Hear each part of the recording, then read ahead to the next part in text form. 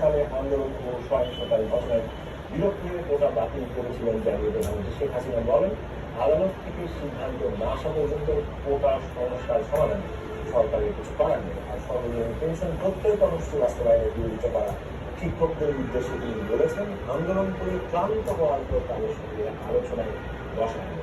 আর ফাঁস হওয়া প্রশ্নপত্র পরীক্ষা দিয়ে যারা সরকারি চাকরিতে ঢুকেছেন তাদেরকে ধরা হবে বলে কঠোর হুঁশিয়ারি দিয়েছেন প্রধানমন্ত্রী। পাশাপাশি দুর্নীতির বিরুদ্ধে জিরো টলারেন্সের নীতি কঠোরভাবে বাস্তবায়নে তার অঙ্গীকার পুনর্ব্যক্ত করেছেন।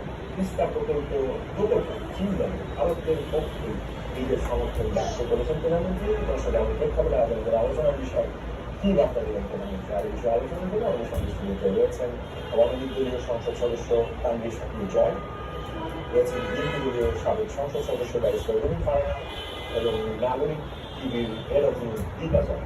দর্শক, আপনি চাইলে আমাদের সঙ্গে আলোচনায় অংশ নিতে পারেন। স্কল দেখেন নম্বরে ফোন করে দিতে পারেন আপনার প্রতিক্রিয়া জানাতে পারেন, মতামত প্রশ্ন রাখতে পারেন আমাদের ফেসবুকে, এমনকি আপনার কমেন্টে জানাতে পারেন। বলে রাখছি সরাসরি মূল আলোচনা শুরুটা করতে চাই আওয়ামী লীগ দলীয় সংসদ সদস্য তানভীর সাকিব জয়। আপনাদেরকে স্বাগত আপনাদের মিশনের থেকে যেভাবে সংখ্যা পৌঁছেছে আসলে আজকে চীন সফর পরবর্তীতে অনেক সংবাদ সম্মেলন ছিল যেখানে দেশের সাম্প্রতিক গুরুত্বপূর্ণ অনেক বিষয়ে সাংবাদিকরা জিজ্ঞেস করেছেন এবং মোটামুটি যদি আমরা বুঝে থাকি প্রধানমন্ত্রী অনেকগুলো বিষয়ে হালবেন তিনি ব্যক্ত করেছেন, বিশেষ করে কোটা আন্দোলনের বিষয়ে আমি যেমনটা বলছিলাম আসলে সরকারের আসলে কিছুই করার নেই, আদালতের রায়ের দিকে তাকিয়ে থাকতে এবং বিচারিক প্রক্রিয়ার মধ্যে দিয়ে ঘোষণাটা হবে।